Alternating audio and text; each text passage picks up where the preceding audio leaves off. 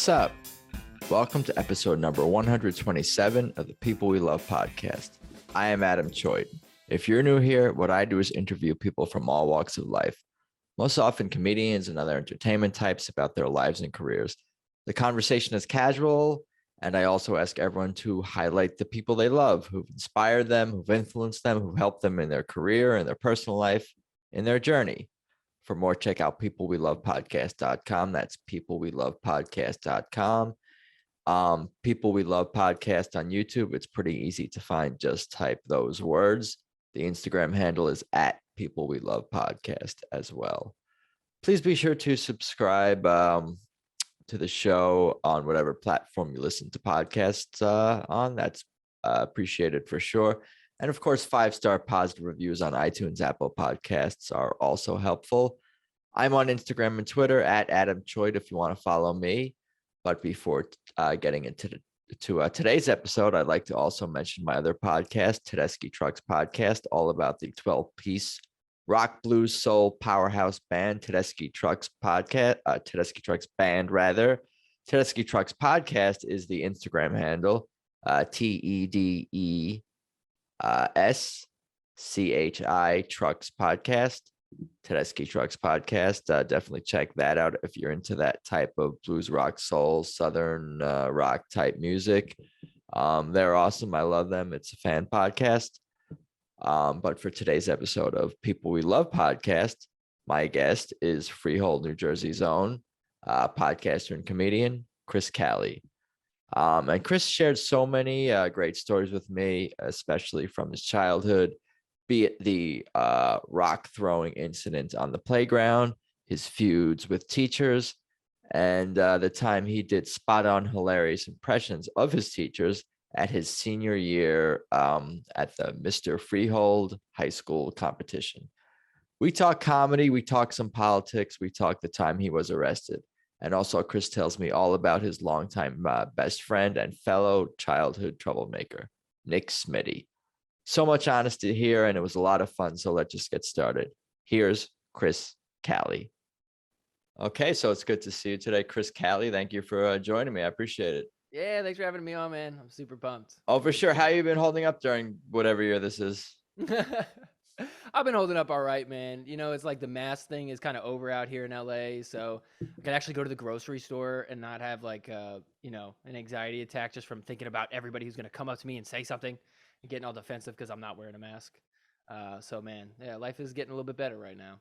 You still see people wearing the masks though a little bit, and I mean it's most disturbing when it's outdoors by themselves and no one within 100 yards. And I've talked about this a million times with a million different people, but it's so bizarre. But I'm almost like fascinated by the mind that got to that place. Yeah. What is their motivation? It's crazy. It's a strange world, but we can get into your maybe it's strange world too, but maybe not. Your life. So why don't you tell me a little bit about your background and kind of like where you're from, and we can start real early. I kind of even asked like, what do people remember from like before 5 years old? Usually it's like images or sounds or something like that, or bad memories. Yeah, that's exactly what it is. A bad memory. My first memory, I think it's my first memory, but like I remember how I was at a park one day. I must have been like 3-4 years old, and we were hanging out at the park, and my cousin was there with me. And we're throwing rocks down the slide. We're like, oh, look at us. This is fun, throwing rocks on the slide. And then he goes, hey, Chris, you should go down to the bottom and catch them. And I'm like, great idea. I go down to the bottom, and he throws a rock, bam, hits me right in the nose. And my nose has been broken ever since. I don't know if you can tell, but it's very crooked. Yeah.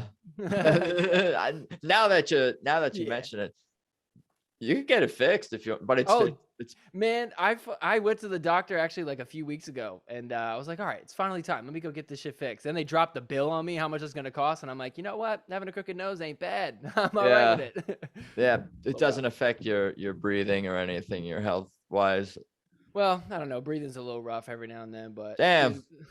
With the drugs they got nowadays, I got this little spray that I put up my nose, dude. I don't know what it is, but it just works like magic. It just creates like a huge hole in my nose. I could breathe clear again. So I don't know. I guess I'm just gonna be addicted to nose spray, but I mean, it beats not breathing. So So this rock throwing incident happened with your brother, and you were saying you're from New Jersey before we started recording. So, It was my cousin oh, actually. your Yeah, cousin. he's a little bit older than me. And where are you from originally? So from New Jersey, I pretty much grew up in a town called Freehold, which is like it's a hometown of Bruce Springsteen. Anybody Yeah, I watches? know the name. Yeah, hell yeah. Where The is that Dolphs. exactly? It's right in the middle of Philadelphia and New York In the City, like right in between the two, like halfway. it's halfway. Yeah. It's like suburban kind of thing. Oh yeah, super suburban. I mean, New Jersey is all a suburb, really. Besides, like right next to That's the what it cities. seems like. Yeah. Yeah, yeah. There's just so many damn people. There's like it's nuts, man. It's so dense there. It literally is so dense there that everybody's so congested on the road that I mean, it's kind of random, but Geico Insurance literally just stopped insuring people in New Jersey. They're like, there's too many fucking people. You guys are getting into too many accidents. We're just out of here. We It's ain't supplying work. you guys Too anymore. much work. It's like we can't handle the workload or something Oh my like god. that. Yeah, exactly. They were like, yo, this is too much. Fuck this. We're out. You have siblings? I do. I have I have one biological same mother and same father brother. And then I have like 3 half siblings. I have 2 step siblings, so I got 6 total. Yeah, I'll need a chart. Yeah, a little map breakdown. Here's Jeff, the hierarchy. yeah. What about when you were like, in elementary school age? What kind of kid were you, and did you have any of the favorite siblings of that Uh crew? well, I don't know. I mean, I didn't really my all my other siblings are super young. My actual like brother, same mom and same dad brother, he's a year younger than me, but we never really got along growing up, just classic 2 brothers with divorced parents. We're all bitter and angry on the inside, just releasing it on each other and shit like that. I would say when I was in elementary school, I was kind of like I don't know. I was like a really nice kid to like adults. Like I remember like my mom would always like tell me, she's like, everybody says you're so nice to them. You're so polite when you go over their house. They love that, blah blah blah. But like I bet if you asked like my friends at the time, they'd be like, Chris was kind of a dick. Like I think I just like tried to like have too much fun, and sometimes I probably didn't really consider other people's feelings. So I definitely was uh I don't know. I definitely it was. You could probably call me a bully back in the day, I guess a little bit. I remember that's actually how I met my best friend. My best friend to this day, he lives out here in LA with me. We lived together for years out here. He lives right down the street, so and I'll never forget in 4th grade. Uh, this was like the first time we ever really talked. We were hanging out after a field trip, and he goes, "Hey Chris, do you know how to chug water?" And again, I'm like in 4th grade, so I've never heard the term chug. I'm like, what does that even mean, chug? He's like, it's when you sip water really quick. I'm like, okay. He's like, you should do it, chug water. I'm like, okay, I don't think I want to. He's like, just do it for like 2 seconds. All you have to do is like 2 second chug, and then that's it. I'm like, okay. Little did I know he's put me in a fucking trap. I take a little sip of the water, and he just grabs the water bottle and squeezes it as hard as he can, and all the water just went right down my throat. I was choking. I'm like, oh. It was so bad, but honestly, there was something fucked up about me where I respected the shit out of it. I was like, "Oh, this guy gets me." And then literally from there, we just became best friends, and just been bullying each other ever since. So, I I feel guess like I bullies had find each other. that's very cool. I feel like I had some similar maybe experiences. What's your friend's name? It's Nick. Nick. Yeah, Nick Smitty. Very, very, very cool. What Shout out to about Nick. other things you may have been into when you were like in elementary school? You're like a sports guy, music, comic books. Like, what were you into as far as any of those kinds of things? I got into sports heavy when I was in probably around like 4th grade because my mom went to school. We divorced parents again, so single mom. And my mom ended up going back to school for a while. So she needed to find a place for us to kind of get up before school and go chill. So that way she could take off and go to her school. And then somebody else would take us to our school. So the babysitter I had, she had 2 kids, and one of the kids was super into Sports Center, and he would just watch Sports Center every morning religiously. So I would just show up, and I had 2 choices. I could go hang out with the younger brother there, and they were watching like Jimmy Neutron and Cartoon Network and shit like that, which was cool. I was into that. But then I would see this other dude, and he's watching Sports Center, and I was like, that seems kind of tight. So I literally just sat down and I watched Sports Center with him every day. I didn't know shit about sports before that. This But was when just you're sitting and there, then you how old at this time? Like, I was probably in 4th grade. Okay, so that's what is that in That's tenure, like 10, 10, 10, 10 years yeah. old. Yeah, about around there. And man, just from absorbing every single day, like I learned so much. Like I knew by the time I was in 5th grade, I knew every single player from like every single team. I was like super into it. And yeah, man, I was into sports all the way up until 2020. And 2020 just, man, with everything that went down, it just kind of killed my interest in any sports really. It's been actually kind of weird for me. Well, what about playing? Did you play sports when you were in younger, like elementary school, middle school, Yeah, whatever? played baseball growing up all the time. I got told yesterday I look like a baseball player, which I think is hilarious. I was gonna Uh, guess that too. yeah, guess. Do you know Uh, what position? Go ahead and guess my position. I feel like everybody guesses it right. Guess what position you played? Were you shortstop? Oh, no, close. I was second base. Okay. Yeah, Not cool enough for shortstop. yeah, it seemed like an infielder You got an type. infield vibe. Yeah, yeah. Hell Shortstop, yeah. second base, third base. For sure, for sure. Yeah, so I don't know. I played. That was like the only sport I played. I think I was just too much of a bitch to play like any like tougher sports than baseball. You know, like I remember my mom tried to sign me up for a basketball camp. I must have been like 7 or 8 years old going up to this basketball camp, and I just remember the coach just was like yelling, just like a coach does. A coach yells. He's like, "Get up, do laps, whatever." And I was so freaked out as a kid that I started crying. I ran back. I'm like, "I don't want to do this. He's too mean." I think he said something like, "Glue your ass to the wall" or something like that. And I was like, "Fuck that. I'm out. I don't want to get yelled at." So that was ended my basketball career after like 30 seconds of practice. And it was because of that dude, not really because of the sport itself. Yeah, exactly. Right. That can happen. Like I've had conversations with people talking about how like, oh, I had a bad band teacher. I had a bad coach. Yeah. I had a bad this. And then after that, I didn't like Just turned off. so and so sport anymore. So like those experiences are so like That's such a it good can point. be I never, influential. man, how many people have been turned off from a sport they might have loved just because of one douchebag coach? A You shitty know? messenger, a shitty Yeah. teacher can ruin Oh my a God. potential interest or curiosity for someone because you associate that thing with that shitty person. Yeah. Man, I bet that happens all the Maybe, time I with don't know. libertarianism too. I Right. probably turned some people off for that for Yeah. sure. But still we gotta be ourselves and whatnot. Yeah. What kind of student were you in like middle school, Oh my whatever, God. or even going into high school? Man, I was the worst student. I got terrible grades all the time. And of course, my younger brother, who was a year younger than me, he would get really good grades. So then by comparison, I just look like a dumbass. I'm coming home with D's and C's. He's killing it with A's and B's. I'm just trying to justify it. So, and then I would always, always, always get in trouble with almost every teacher. Like it was weird. Like with some teachers, I would really get along with. I'd be so respectful. I'd be sitting there like learning, like just ready to be engaged. I was down for it. But then there were some teachers, and I've been trying to figure it out. I don't know what it was. I think it's just if I felt like disrespected, which is a really easy thing to say and so broad. I was disrespected, but what does that even really mean? But I definitely, there was something where a teacher would get on my bad side, and then like I would just be the problem for them. I mean, like it was just, I had some teachers where like, man, especially in high school. When I was in high school, I had this one science teacher where we had like a rivalry, and I just tried to be like, I tried to take like the high road of how I was going to battle with her. Like I ended up one day, her name was Miss Ref, REF. And one day I came in with 100 shirts that all said, "I heart Miss Ref." And so I was just like sarcastically like trying to go around the whole school and give everybody shirts to say they love Miss Ref. And she was so pissed at it. She wanted me to She get in got so the much. joke. Oh my The God, irony man. of what you were doing. She She understood did. it. She did, man. She was It's very funny upset with though. it. Yeah, I sold them, so like people were buying that shit. Yeah, They were that's like, "Oh, I'm in on this. I'll buy it for $20." So I made a little bit of money off of it, but not enough to pay for all the shirts. But it was definitely worth it, man. But I probably had to donate like 50 of them because nobody wanted all of them. I bought way too much, and so yeah, there's probably some kids in Africa right now supporting a I Heart Miss Ref shirt. That's pretty that's awesome. a good story though. You tell that story a lot, or does that come up once in a while? Every now and then I remember it, and I'm talking about how I was with with teachers and shit. Because that was like that. She was like enemy number one for me in high school. Why? Like Why I don't know her? what I think she just, you know what it was.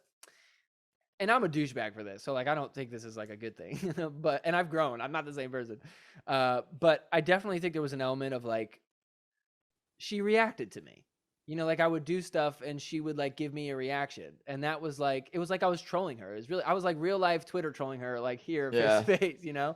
And I so could I see just what's going on. I'm putting all the pieces together of your life so far. Why you're doing certain things and behaving in certain ways. right, yeah, exactly. But man, I think I just like being a disruption. I like attention. Who doesn't like attention? But I was just willing to go farther than a lot of people were for attention, so I wonder if with like some of the teachers that we don't like, or we're not even sure why we don't like, or you're not sure, why you don't like them.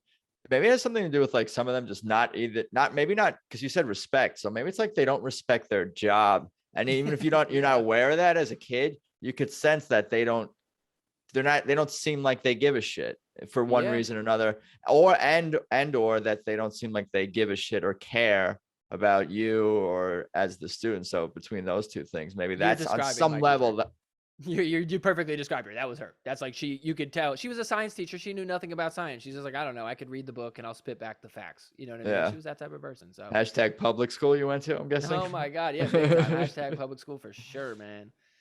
God, not that, who knows? Private school, I probably would have been just as much of a dickhead. Yeah, and you said you had good teachers too. You're not saying Oh, yeah. like every teacher in the Definitely not. in No, the, if in the school there is were some terrible. teachers who knew how to get through to me, you know what I mean? And shit, man, I can still it's just night and day between some of them. It's like I would be like best friends with teachers, talk to them all the time about random stuff. They would check in with me after I even left school, like, hey, how's it going? But some of them, man, just didn't click.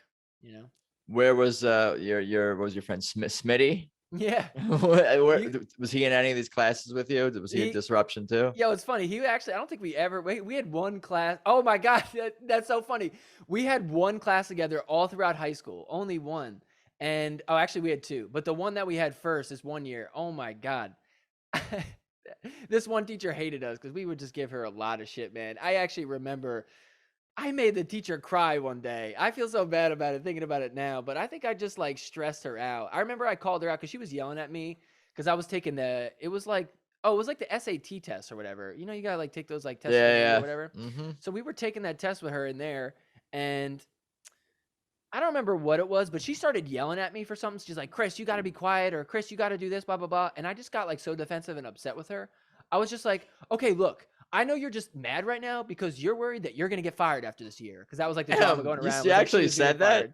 I said that to her face, and then she started crying because she was like, she's basically admitting like, yeah, it's true. Did you know that for a fact, or you're just saying anything you could think of? No. She was like only a temporary teacher, so I knew that she wasn't going to get hired again. So I just knew where to cut people. It's fucked up, man. I feel terrible. Can you teach me how to know where to cut people, just so I can have that in the back pocket? I want to.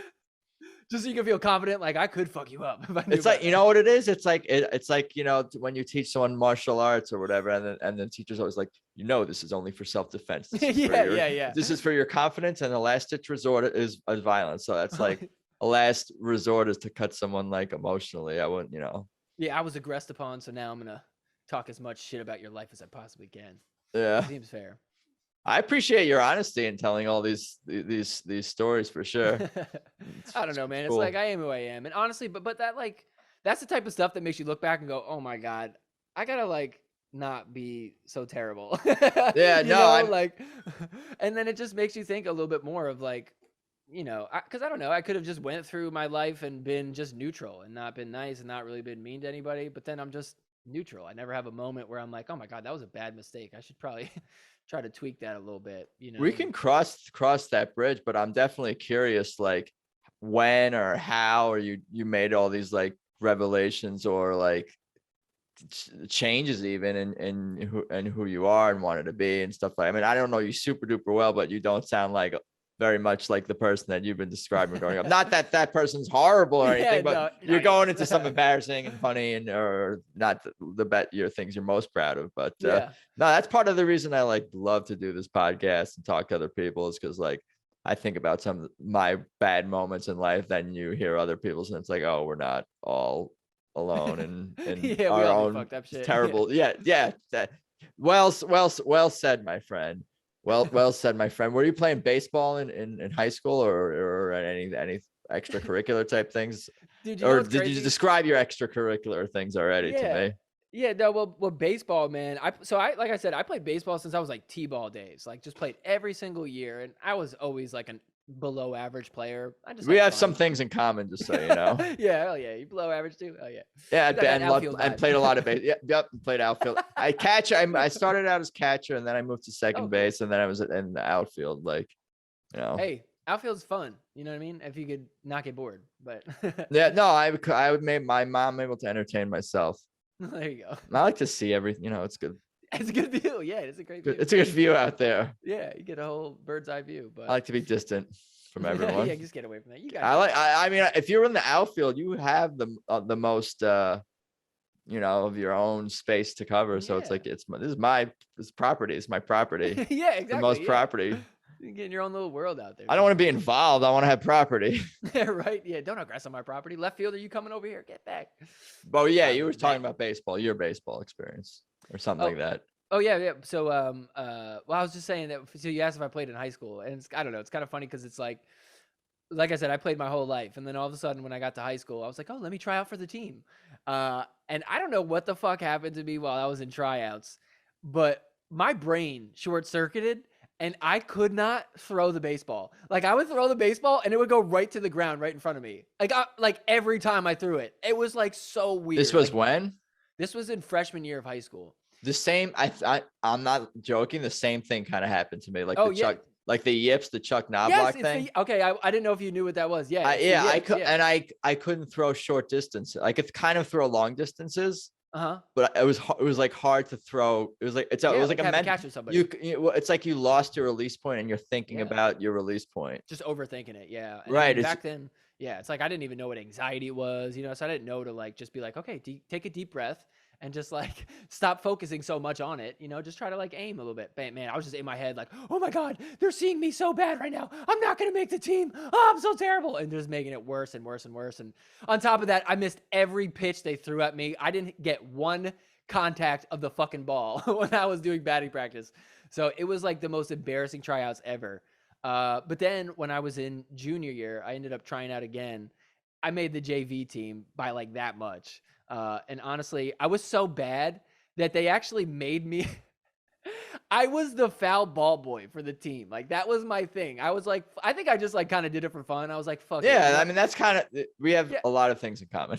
Yeah. I was just like, you know what? That. Yeah, if I can't get out there and play all the time, I'm like, I'll just be the guy who gets the foul balls. Like they would hit a foul ball and I'd be like, mine, and I'd just run out and go get it, just chase it down the fucking street. I'd just make everybody laugh with it too. It was kind of fun in that way. Yeah, just fun to be around the sport and be around other people and getting some exercise and sunshine, even if you're not aware of all this stuff as a kid, you're growing up, just burn off some energy. And oh my god, yeah. And you grew to like baseball. It sounded like from your sports center, even going back to your sports center days. If you didn't like baseball, you wouldn't have tried. No, for sure. It just was like a part of life. Honestly, I don't even like.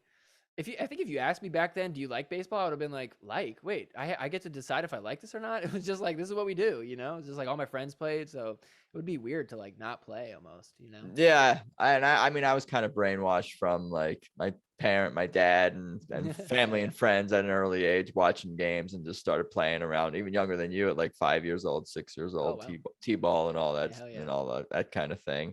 It was fun. What about like junior, senior year, high school? Did you have any thoughts, plans, ideas of where your life or yourself might be headed in the future, college or career or something like that, or any of that stuff? Yeah, well, I think the one thing that happened my senior year that really like kind of set the trajectory for me was we had this thing called, like, you probably had it too at your school. It was like what we called it Mr. FHS, but whatever your high school name was like Mr. what, you know, it's like the seniors all compete, almost like I don't want to say it's like a talent show. It was almost like you know what it is? It's like a Miss America pageant for like the senior dudes. Did you guys have anything like that at your school? You mean like the what do they call them? The different titles, like class clown, smartest person, like not those. No. So I forget what the word is for that. This is like a show on stage, and they got like 10 senior dudes, and there was a bunch of different like categories that we would compete in. So like one was like the best dressed, one was like the skill competition, come up and do like a talent show type of thing. One was like you had to like play a little game on stage, and whoever did the best got points for that. So it was like a decathlon type of thing, but on stage it was like a show. Okay. But, anyways, for the talent portion, I was trying to think of what to do, and I knew I was like kind of funny. My friends called me funny, and I always wanted to do stand up. But I remember that the year before, the dude that won, he did stand up comedy. And I just remember thinking to myself, I'm like, I don't want to try to like do the same thing as him and then what? Like I maybe do a little bit better than him or maybe like even do worse and then it looks kind of weird. I'm just like, I just felt like I was like, I got to do something a little bit, maybe a little bit more unique. So I was like, why don't I do impressions of all the teachers? And so, I mean, man, just picture me in front of like 300 students and parents and teachers. And I am just like going off on the principal, the teachers, the gym teachers. Like just when I did a great impression for each one of them. And I just had the whole crowd cackling. Everybody was dying laughing. Wow. My friend came up to me afterwards. He's like, yo, I literally peed my pants during that. He's like, look, he was like showing me, I have piss in my pants right now. I was like, oh Can my we God. tag that person in a clip? Shout out to Brandon. Hell yeah. Yeah, man. It was just a great time, man. Just to have everybody come up to you after and be like, that was so good. That was like my first time on stage doing something like that, And even the next day, the principal got on the intercom and was like talking about it. She was like referring to one of my jokes that I made. And That's awesome. That's such yeah. that to me. I don't like, to me, that's like a special moment. That's like shit that like, I'm like, oh man, that would have been so cool for me as if I was just another student there, like just to be there and be Oh, a dude. part of that. Like A that's lot of people were coming up to me like and just saying stuff like, yo, you really nailed that person. They do say that all the time. Or like, so that it was really cool to like be that guy for like the next few weeks. It was like, oh, that's the impression guy. That guy does it, People asking me to do the impression too in class. That was always really weird. But yeah, man. So then after that, I mean, I was just like, this thing on stage is kind of fun. I like having a mic in my hand and talking some shit. So that's kind of how I got started with doing stand up. After that, I bring all my friends to open mics and just kind of chipped away at that. in New Jersey.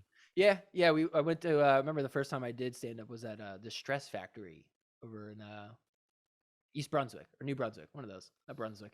So yeah, it's like a small little club, but went in there and did it. I don't know, honestly, like I remember being so relieved after I did it for the first time. Okay, I'm kind of embarrassed to say this, but I was like crying on the way home. I'm like, oh yeah, like I was like so overwhelmed with joy. I'm like, I did it, like And it's just so funny to think like that was just like an open mic, It's like I just did 5 minutes on stage, and I'm like, this is this huge thing to me, but like, I mean, I could literally run right to the street right now, and I could go do an open mic right down the street for like 5 minutes too. You know what I mean? It's like it's not even a huge deal, but back then it was like, oh, I did it. But it's the first time, and it's a big hump to get over, I think, and it takes a lot of bravery for anyone to get up and do stand up. I think anytime, whether it's the 5,000th time or the 5th time or the first time, like it's the ultimate vulnerable type of performance. I mean, I think so, maybe, and I could be wrong. 100%. You're right. It either takes courage or it takes a lot of alcohol. And Both, either. Back then I may have had a little bit. It was like 60-40 alcohol, 40 confidence. But yeah, man. I mean, I don't drink anymore, but back then I was like, I don't know. You kind of get into a rut. I feel like a lot of people get into this where you drink and then you realize you're a little bit funnier when you drink. So then you're like, well, I'll drink before stand up and I'll be a little bit funnier while I do stand up. And honestly, sometimes that works, especially if you just have like a few beers or whatever. You are just a little bit looser, a little bit more funny and silly. But I kind of took that the wrong way, and I would just like start taking shots of vodka and like getting drunk, like being like close to like blackout on stage. And oh man, I record my sets, so like most comedians do. But man, you hear a few of those like blackout nights, not blackout, but like basically so close to it, it might as well be. Man, you hear a few of those and it's just like, the cringiest, like just most painful thing you've ever heard in your life. And you're just like, I gotta stop drinking. So that answers one of my questions earlier. How do you like, I kind of asked you, how do you learn from like past experiences, mistakes, etc.? Like having them on tape and being recorded can be one way of you're not being able to forget because something is recorded. That is an easy way to learn from your mistakes. Yeah. So after high school, you're living in Jersey, you're doing stand up, and I guess take me from Jersey to the present, and we'll kind of continue on your on your journey. Yeah. So when I was in high school, everybody's going off to college, everybody's getting into college, and I'm like, fuck, I didn't even apply to anything yet. So I scrambled real late to start applying to shit. And honestly, when I look back, I'm like, college was not for me. You know, like I should have just been chilling at community college, but I had to be like my friends, and I had to go somewhere cool too. There's So, a lot of pressure oh, and dude. just and like, yeah, I know what you mean. And to think about all the money I'm paying now for it, it's like, fuck, I wish I could just go back in time and be like, dude, like just grab me by the shirt and be like, wake the fuck up, don't go, you know? But it's whatever. I still had a good time over there. But anyway, so I applied to 3 schools, got denied for 2 of them. I got admitted into one school, and this one school I got admitted to was a private school in Maryland called Stevenson University, the most boring fucking school you've ever heard of in your life. It got created like literally 2 years before I went there. So it was like a brand new school. So like there's barely anybody there. And I don't know, I was just like, fuck it. I'll just get out of New Jersey, get away from the family, go live the college life experience. And man, that was like where I hit like peak darkness of like who I was when I went to freshman year, man. Cause I got into a lot of not so good stuff, a lot of a lot of little fun stuff for the nose. And Yeah. man, it just was really ugly. I only lasted there for a semester because I actually hit a point where I was like looking around. I'm like, what the fuck has my life become in one semester? I went from like smoking weed with my friends in high school to now I'm like doing cocaine and Molly every weekend, just getting hammered all the time, failing all my classes. I'm like, I gotta figure something out. I can't live like this. You know what I mean? I'll spend all this money. I'm not gonna even be able to make my grades, you know? So I ended up calling my mom one day. I'm like, I think I'm done with this.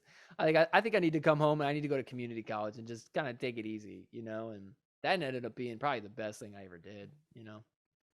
Just chilling at home then after that. So then, yeah, went home and I kind of did stand up sporadically when I was back at home in community college for, you know, I probably go like maybe once every few months because it was kind of hard because there's not just like, you know, when you're in New York City or LA, you could just go, you could fucking throw something and you'll hit an open mic. You know what I mean? Like they're everywhere. But when you're in New Jersey in the suburbs, especially as a kid who didn't have a car, you know, and I'm not even 21, so I can't even get all the places where you got to be 21 to get into. So my shit was limited and most of these open mics, you need like 10 people that you bring. They're called bringer shows. Right. So they make you bring 10 people to pay for tickets, and then they'll give you some stage time if you bring enough people. So, I mean, I would even go a few times. I'd wait for my friends to show up like, hey, you guys almost here? You guys almost here? Oh, sorry, we actually can't make it. Fuck, I got 8 people here. Now I can't even get stage time. What the fuck are we going to do? So it's just one of those things where it's like, man, it's hard to kind of stick with it. So I would kind of just make little random videos here and there. Man, actually, it's kind of funny. You remember the whole YOLO thing back in the day? Like You only live once. one. Yeah, Man, I yeah. still use that. I never stopped Oh, using dude, but that. you probably use it ironically now. You're right. You know, We'll you're go like, with that. YOLO. Yeah, you're like, I use it seriously.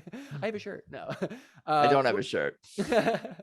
well, I thought it would be a good idea to have my friends from community college and we started making sketches, you know, on YouTube. And one of the little series things that we did was like, I forget what it was, but it was like this YOLO thing that we were doing where like we would do crazy stuff and it'd be like, why are you doing that? We would just turn and be like, YOLO.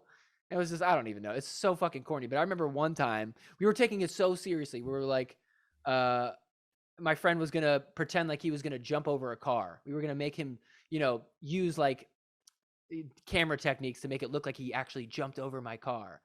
And so we ended up filming it and we were just supposed to get an inside shot from inside the car. I'm going to drive up to him and he's going to pretend like he's going to jump and then we'll just cut it right there. This motherfucker decides to actually jump on my hood, cracks the fucking windshield. Dude. I'm like, oh my God, like, fuck. I just have to go inside now. Man, do you know how embarrassing it is to go up to your mom and be like, hey, mom, me as your 20-year-old son who should be able to afford shit, can you pay for my window because me and my dumb friends are recording sketches and he jumped into the window? Like, I think you man. said it perfectly right there. That's about the best you could say it. I think like, you did it.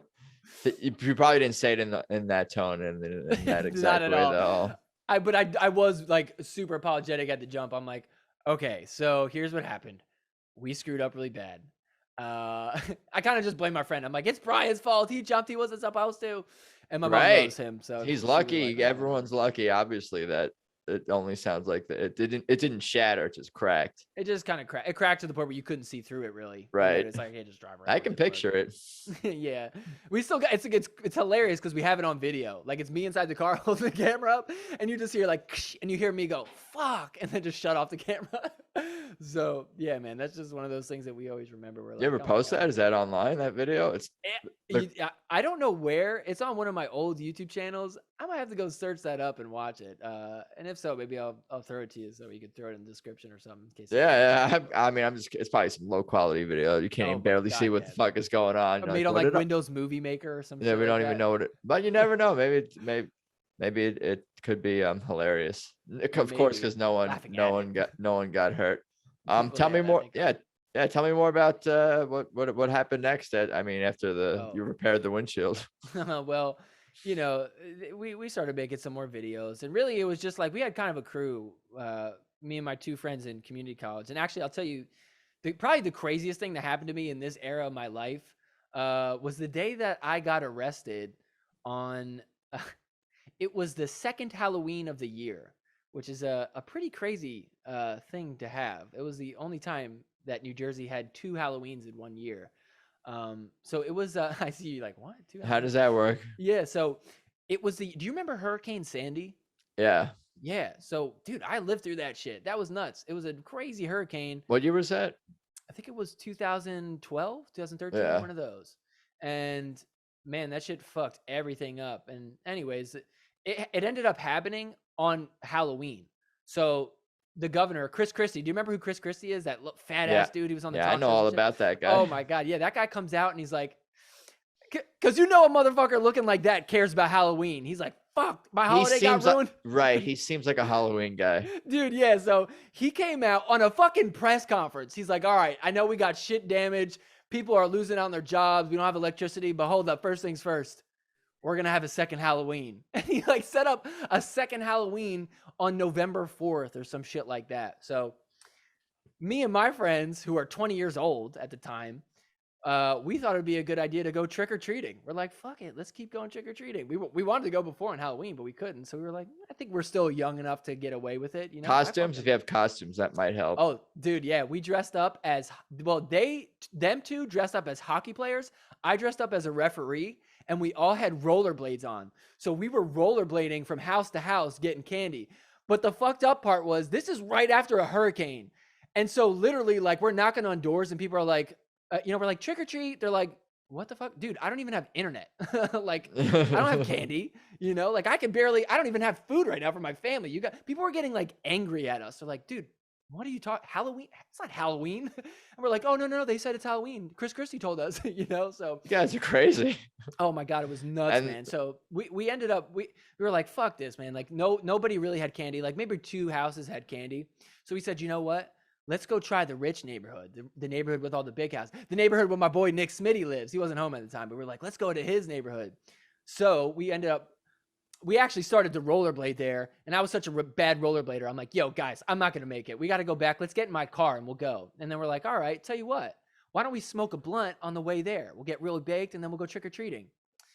That ended up being the worst idea ever because I was driving, and I'm driving down the road, and we're hitting the blunt. It's basically at a roach at this point. All of a sudden, I'm driving straight, and coming right straight for me is a police officer in a car. And I'm like, oh, fuck. And I'm about to make a left turn. And I'm basically making the left turn in front of him. And it was like a stop sign, right? So I'm making the left turn. I pass right by him. And we were so baked. He probably just saw a car turn and just all 3 kids. Yeah, smoke piling and kids just looking like, yeah. Just like, uh-oh. So he saw us. And he tried to pull some bullshit like, oh, I crossed the double yellow line when I turned. I don't know if that was true. But anyways, I started driving down the street. He pulls me over. The minute he comes up to the car, he's like, something smells different. He's like, what are you guys doing? And then we're just like, oh, just driving, going trick-or-treating. He's like, okay. I smell something funny. He's like, basically ended up searching the car. You know what it was? He goes, license and registration.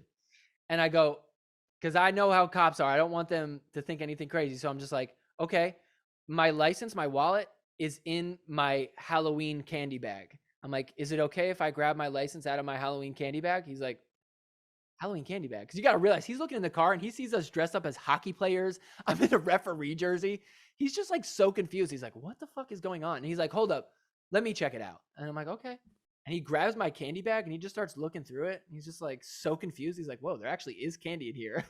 And he like pulls my wallet out and he's like, all right, you know what? Step out of the car. Step out of the car. And so we all get out of the car and he's like, all right, I'm going to search your guys' car. He's going to wait for backup. So picture all four of us, the cop, my two friends in their hockey jerseys, me and my referee jersey.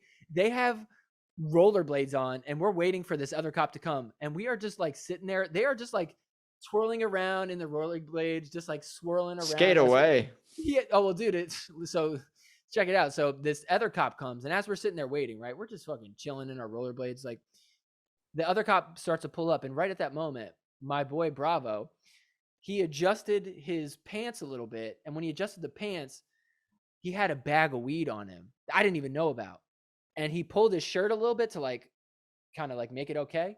And the bag of weed popped out of his shirt, landed right in the middle of all four of us. And the cop just looks at it, looks at us.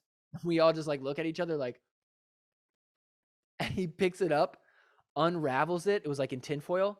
And he goes, uh-huh. And he tried to sound all smart. He's like, I see we have a green vegetation. Okay, I see what you guys are doing here. I was like, what the fuck, green vegetation? I was so bummed out there. I'm like, fuck. And then right at that moment, as this guy's holding up this thing, the other cop comes over. And so this new cop that's here, he thinks that like we're, he's like, he thought he caught us in the middle of the act. He's like, you guys are fucked. You guys are so screwed. Just like yelling at us. He was like that fucking basketball coach I had, just like screaming at us like, whoa, what the fuck is going on? And so it was just intense. We were just like, dude, chill the fuck out. It was this crazy thing going on. Anyways, he ends up, he arrested my one friend who the bag fell out. But then he starts looking through my wallet and he found a fake ID in my wallet that I had. And so he goes, I'm getting you for the fake ID. And so he ends up throwing me in one cop car. He throws my other buddy in the other cop car. But now we got this other friend there, Brian. And Brian's kind of like a slow, dumbass type of person. He's a big pothead, and he's, of course, he has like the best luck ever. And we're just like, fucking, of course, Brian gets away with it, like, because he didn't have any weed or anything on him. So anyways, I'm sitting in the back of the cop car. I'm just thinking like, God damn it, man. My mom is going to kill me. Like, how am I going to explain this? Like, oh my, I can't believe I got arrested, right? I'm sitting in fucking handcuffs. And I'm just looking at them. And now my car is just sitting on the side of the road. I'm like, I don't even know what to do with my car, So anyways, the cop comes back to the car where I'm sitting at. And he's like, all right, here's the deal. So we're going to take you in, but we're going to leave your car here. Is it okay if your friend takes your car back? What do you want us to do with your car? I'm like, oh, tell him to take it back. I'm like, yeah, Brian, take my car back. Take it back to my crib. Or I was like, take it back to your house and I'll get it later. I'm like, I'll just figure it out later. Don't leave the car here. So then the cop's like, okay, we'll tell him. We'll give him permission. And then all of a sudden they're talking. I see them talking a little bit. All of a sudden, out of nowhere, Brian just turns around and starts skating off. Just skating as fast as he can down the street. We're in the middle of nowhere. It's like woods everywhere. We are 3 miles away from our home. Instead of getting in the car and driving away? Yeah. I'm like, where are you going? I'm like, what's happening? What are you doing? I'm like, I thought he was even running away from the cops at first. I'm like, what is happening? Cop comes up to me. He's like, all right. So we asked him if he wanted to take your car home.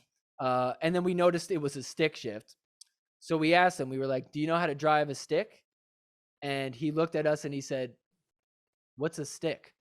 So the cops were like, yeah, he's not driving the car. So they were like, nah, you're not allowed to drive this if you don't even know what a stick is, right?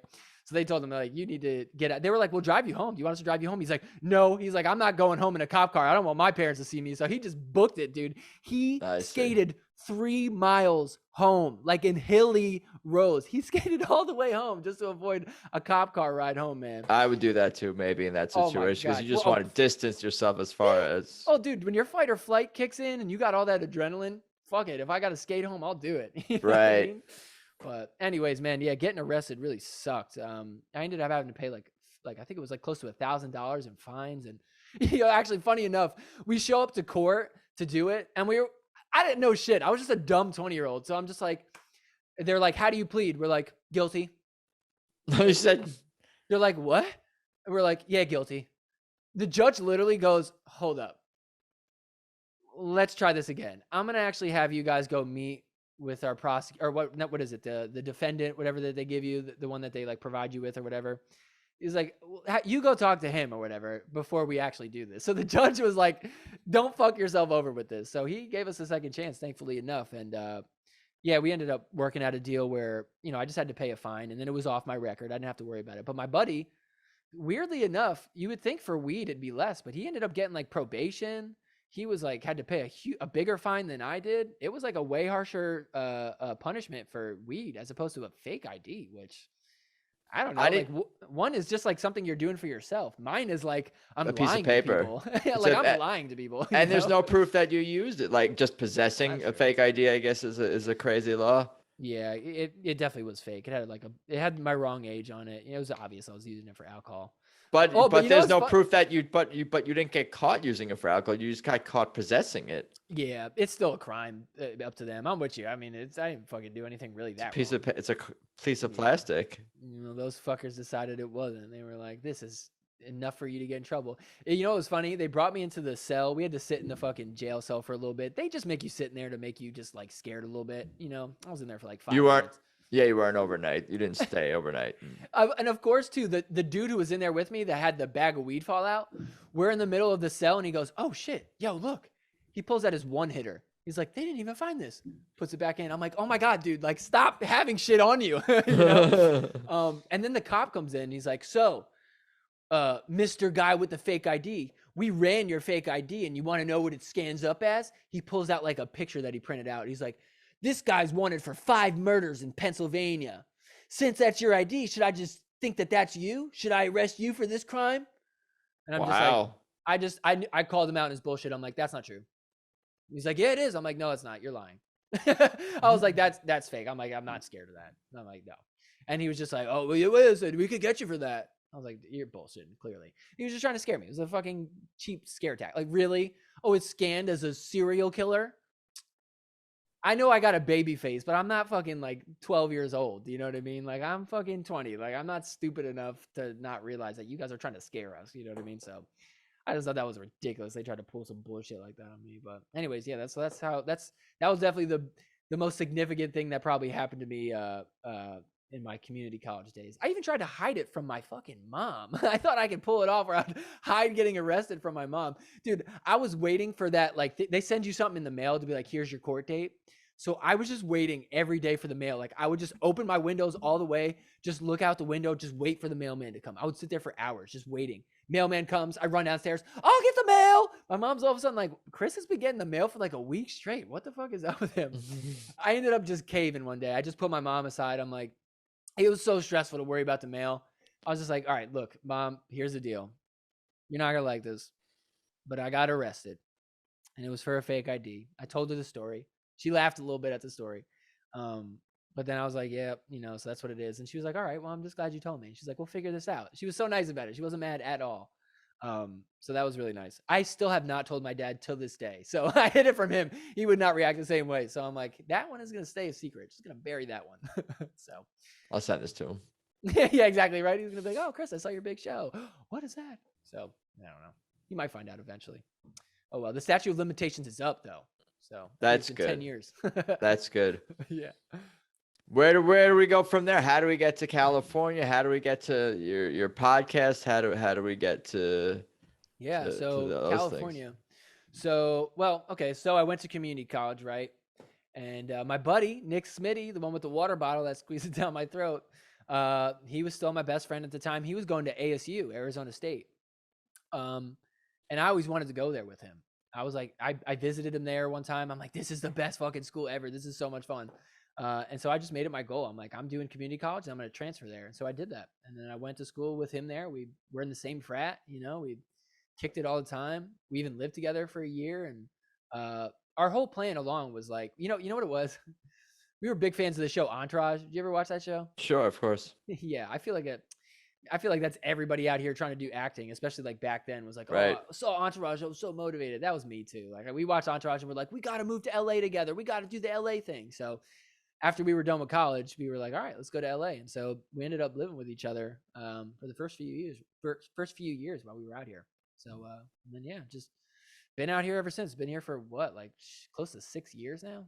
So That's super cool. It sounds like he was a positive influence on you, and maybe vice versa. The fact that you were able to go to Arizona State, which I hear is a bit of a party school, perhaps, Ooh, oh and my able God, it is. to stick with the school and be able to graduate. You grad. It sounds like you guys graduated, By or that much. By that much. there. Well, there you Literally, go.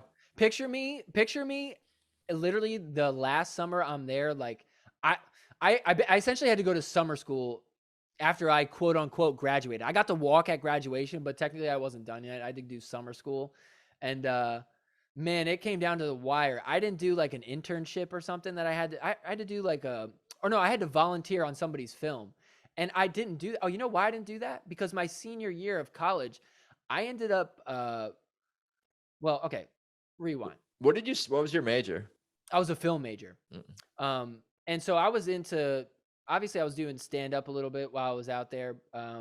But I ended up I had a buddy who was doing a sketch comedy thing. He wanted to do like a talk, he wanted to do like Jimmy Fallon, you know, like the Tonight Show. He wanted to do something like that. So he started doing it on his own. And then he reached out to me to be on it. He was like, come be a guest on the show.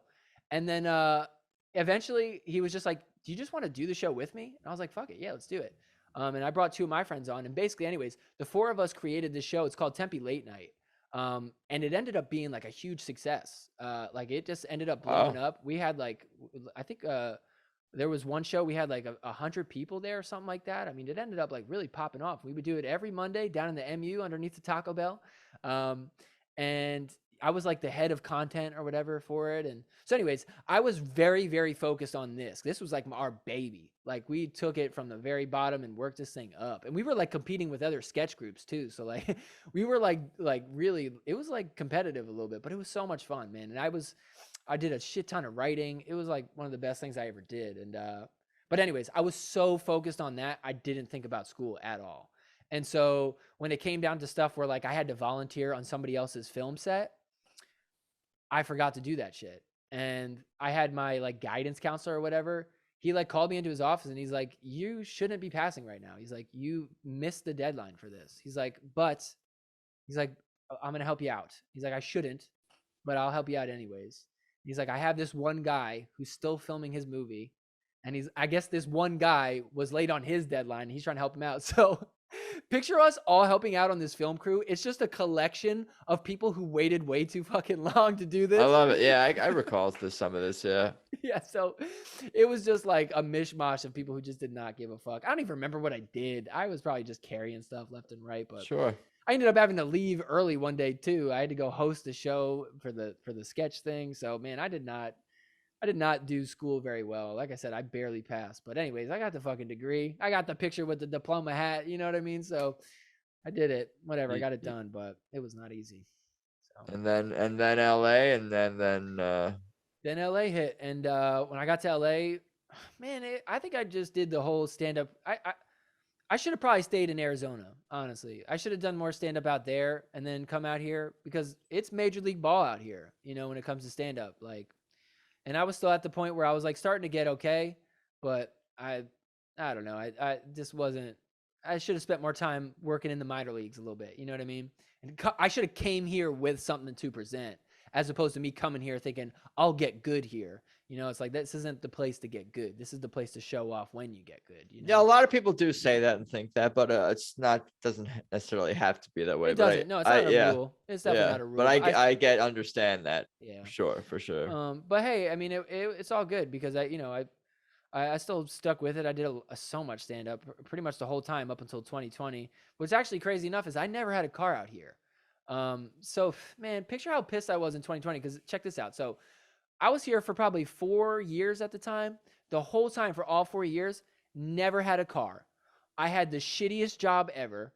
And I was in a relationship with my ex-girlfriend. And she got very jealous of time. So she was not about that life where I'm always out doing open mics. So my time was constrained. You know what I mean? I didn't put out a lot of effort into it. So I took a lot of breaks here and there. And it was just so hard to get to open mics because I'm just doing the ones near my area. I'm not going out to Hollywood where I should be at, you know?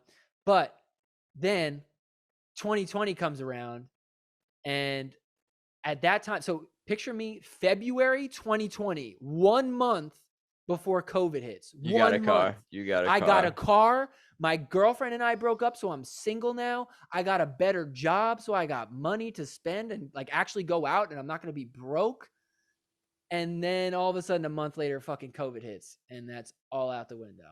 And dude, I got to tell you, man, within that month, right up to that point, I had never seen myself progress so quickly like that in stand up. Because I was going to 3 open mics a night. I had a car. I could go to like a bunch, just boom, boom, boom, you know? And that's how you got to do it.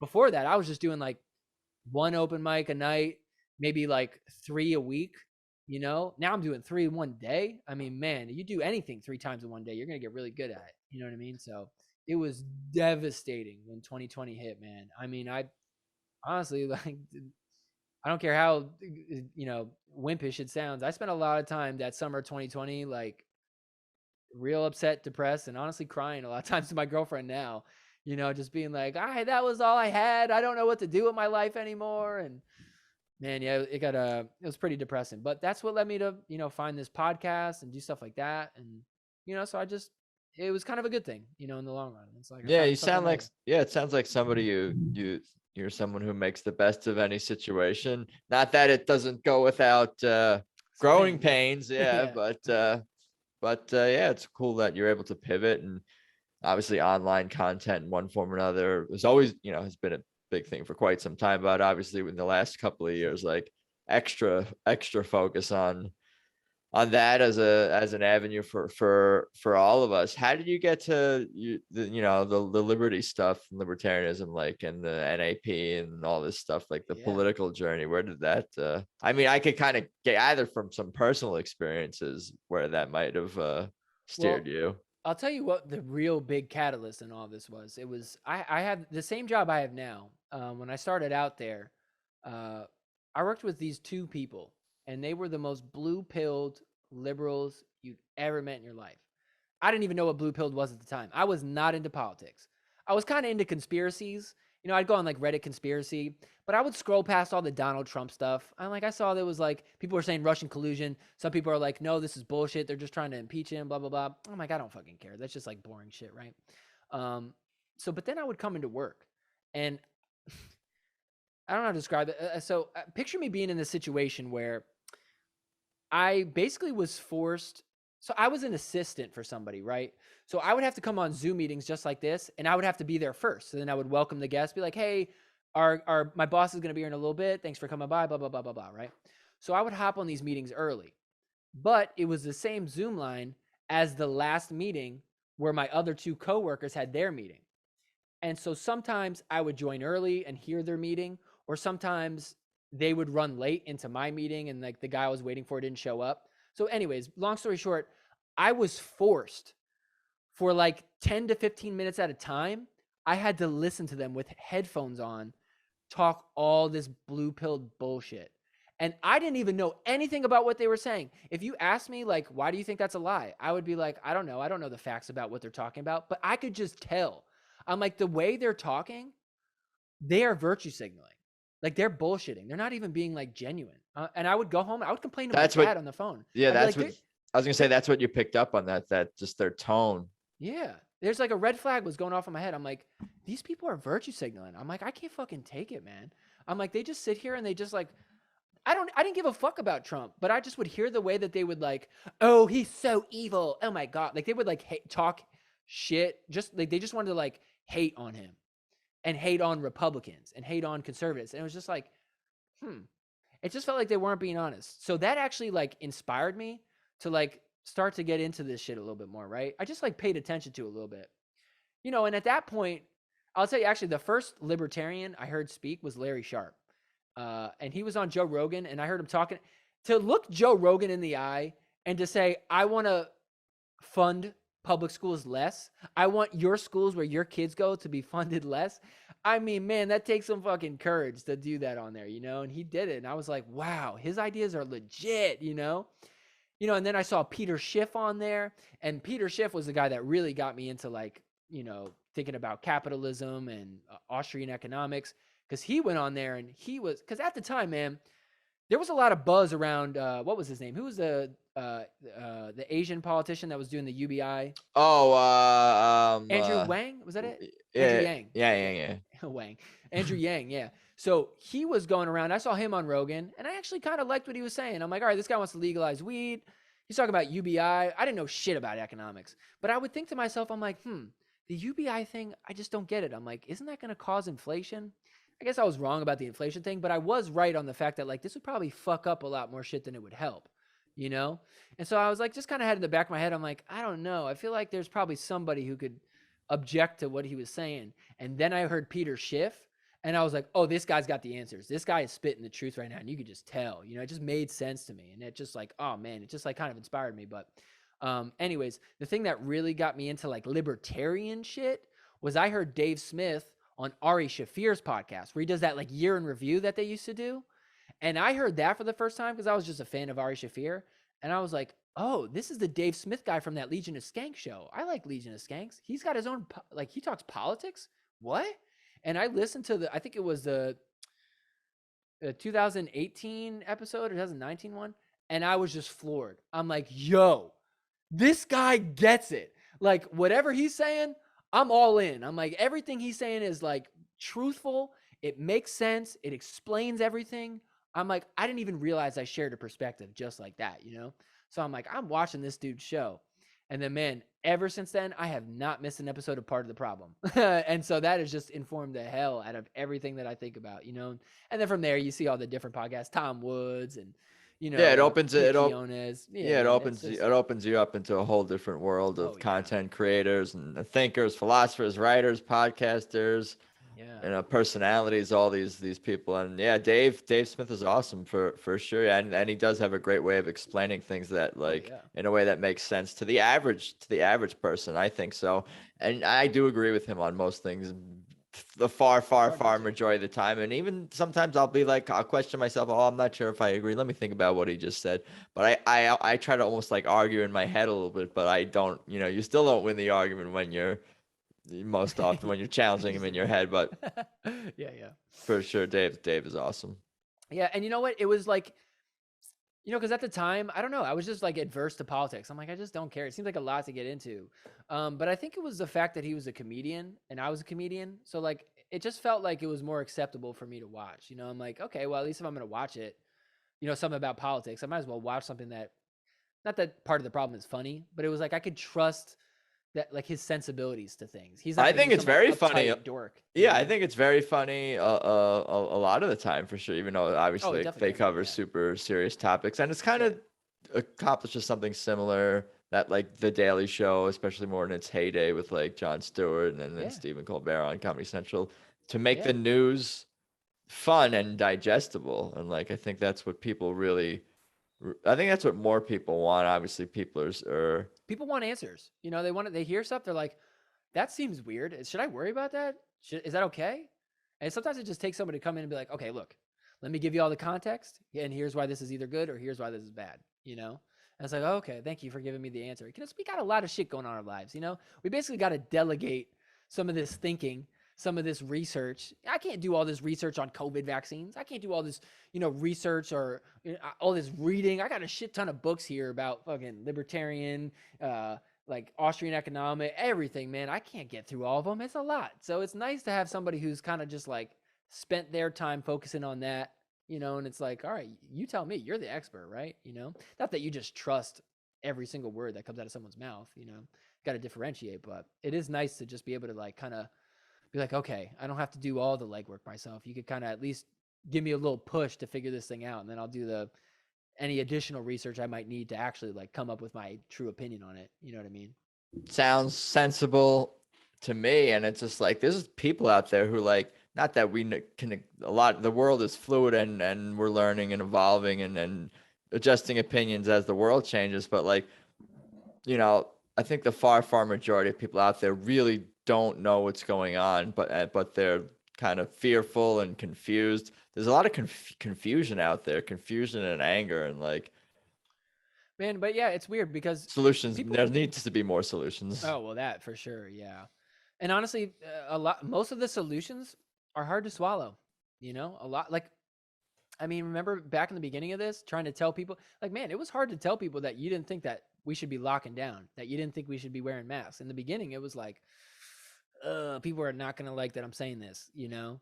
So a lot of the and that dude, honestly, had we never locked, obviously, you know, had we never locked down or wore masks, things would be a lot better right now. To be I honest. just saw an article or whatever yesterday saying talking about how like alcoholism is up, and I was just thinking, and I'm reading some comments, and it's like, oh, it's only that way because liquor stores stayed open, but it's like beyond ways that even like me and you are thinking of or may have heard, because like people were not able to meet at their like AA meetings. It wasn't just like, oh, I'm the liquor store's open, so I'm just gonna Yeah, go buy booze because I can. It's like, and I'm that's a home great point. alone. It's like other people, like people who are the vulnerable people, like, you know, were I many mean, people. what do you do when you're an alcoholic and you got to stop drinking? You fill it with something else, right? Maybe you go play a sport all the time. Maybe you get into like some other hobby or something. You leave your house. Yeah, yeah, exactly. You got to leave your house. You can't just, man. Could you imagine how hard it is to be an alcoholic and have nothing to do? I Right. mean, that's a recipe for disaster. And think about it. It goes beyond alcohol for any drugs. You know, maybe somebody was just on pain meds and they finally got off of it, and now they're like, "Fuck, well, what am I gonna do all day?" You know, how are you not gonna, you know, end up just The giving into risk that for craving? the risk reward of lockdowns was not taken into consideration properly. No, no. Understatement of the year. Yeah, for sure. But that's the thing is, I think a lot of people deep down would recognize that that's true, you know, and a lot of stuff they would recognize that it's true, but people are just too afraid to say it. Honestly, it could be something as simple as like legalizing drugs. You know, like how many people do you know would probably be like, "Oh yeah, we should legalize weed," but if you ask them, "Should we legalize heroin?" They'd be like, "Oh, whoa, no, no, no, no, no." You know, and it's like, well, why not? Like, do you think it's not okay? And you know, if you really broke it down, then they'd probably be like, "Well, I don't know, it's not really wrong, but we can't just legalize heroin. We can't just do that." That's like always their answer. You know, it's like Right. they're like, "I agree, but we can't just do that." You know, and it's like, okay, if that's how you see it, I guess. You know. And it's hard for people's in their minds to jump to that, like to be able to picture that type of what that would look like. Oh yeah. Like we could probably picture what it would look like, and I know I think all these studies show that like there would not be spikes in usage, like Oh, with I think that's legalization. Maybe initially there's like a little That's the tiny, only and argument is then that short term. That's the only argument right, is that there's if anything short term it would go up. But I mean, I don't know. I think that's worth it. You I know, to think be when honest. things are in the open, there's more education about it, and things tend to be more safe. You know, I saw a tweet a few weeks ago. Jose Galison, I don't know if you know him, but I he asked follow the 'em. question. Yeah, he asked the question. He was like, "Do you think there'd be more or less murder if it was legalized?" And I thought about that real hard. A lot of people would be like, "Oh, there'd be more." Some people were saying it'd be the same. But then I thought about it and I'm like, "Oh no, there'd be less." There would 100% be less murder if it was legal. Because when you think about it, it's like, okay, well, if murder's legal, so is torture. So is any form of punishment that I want to give you, right? So it's like if you murder someone and it's legal, which means we all know that nobody's going to do shit about it if you murder someone. Well, what are we going to do? We're all going to find a way to stop you. You know, we're going to do something to you, you know? And that in itself will be a huge repellent. Like imagine I don't have to worry about because right now, let's say you murder my girlfriend. What can I do to you? I can't do shit to you. Because if I hurt you again, I'm going to get in trouble. I'm going to get arrested. They'll just arrest me for killing you or for hurting you, right? But if murder is legal, then I'm coming after you. You kill my girlfriend, I'm coming after you. You know what I mean? So then it's like, I don't know. I thought that honestly, it's highly probable to me at least that I think if you legalize murder, as crazy as it sounds, there'd probably be less. You This know? sounds like some kind of like Walter Block kind of argument or something like this. Isn't he one of the Liberty dudes who gets deep into the hypotheticals or whatever, so to speak. I don't think I could run on a platform of legalizing murder, but I did think that I'm just fascinated that the conversation went there, and I'm happy to go there. Um, yeah, I'm thinking about no, anyway, no, it's been cool to hear your journey and your story and your stories, and I appreciate the honesty Oh yeah, no doubt, man. for sure. Is there anything else you want to cover or mention or talk about? What's your boy up to these days? Smitty. Smitty, he's in the movie industry out here. He's been killing it. He's got a real good job. He's just producing shit and Yeah, man. I think he's just got a good life. You know, he's living the classic LA life. He's doing what we thought that we would both be doing. You know, he's actually living up to the goals he set. He's like, hey, I'm gonna work in the movie industry, and he's doing it. He said he was Very gonna do it, and he cool. did it, man. So yeah, good for him, man. Very cool. And what about yourself? You can tell me what you're working on, plug or promote whatever you want. And again, just mention anything else you want to mention. I'll give you the floor. Yeah. Well, I guess I'll just talk a little bit about the show I do. So, well, it all started back in 2020 when I was like, okay, I don't have comedy anymore. I guess I'll do a podcast. I recorded 4 episodes by myself in a closet of me just talking, and I'm like, this sucks. But I just knew, I'm like, I just got to keep recording. Something will give. I'll think of something, right? And then I was like, oh my God, because I called it NAPtime at the time. I'm like, why don't I watch clips and like decide who violated the nap? That would be so much fun. And so I did that, where I would pull up. It was 2020. Remember the riots of 2020, the summer of 2020? There was a lot of fight videos, Antifa, you know, versus the MAGA patriots, and Black Lives Matter versus whoever. And so I would just pull up all these clips and I would just sit there watching by myself. I'd crack jokes and then I'd be like, this person violated the nap. The non-aggression principle, for those who may not know. For those that don't know, the non-aggression principle. Yeah. Which is fairly self-explanatory, I think, so in the context that you're describing. Yeah, you know, who aggressed on a peaceful person. That's basically what we're trying to figure out. First, I guess. Yeah, well, it's more about, at least for the show, it's about who aggressed it more. So like if I punch you in the face and then you pull out a gun and shoot me, you violated the nap. Yeah, that's true. You make a good point. It was disproportionate, right? But that's the fun of the show, is we talk about like the nuances within it, and most of the time I'm pulling up just like a funny clip that's kind of irreverent, you know, and it's just fun to joke around about. But at this point, I started bringing on guests, and so now what was it, tomorrow I'm going to be dropping the episode with Angela McCardle. I got Buck Johnson coming up, Mark Claire coming up, Top Lobster is going to be on. Last season, I had a bunch of great people. Pete Quiones. Very cool. Yeah, man. So it's just been great. I can't believe how down people are to like help out and hop on the show and just have a little fun real quick. But that's been super helpful. You know, all these guys with like thousands and thousands of followers retweeting shit. It's like, man, thank you. Yeah, just to connect with all these people is fun and a journey in itself. Like, man, that's literally why I do it. As honestly, I just want to like make friends and meet people. That's why I wanted to do this. I just want to talk to you. You could like, I don't even know if you hit record. Like, we could just, I like just the fact that we get to talk about it.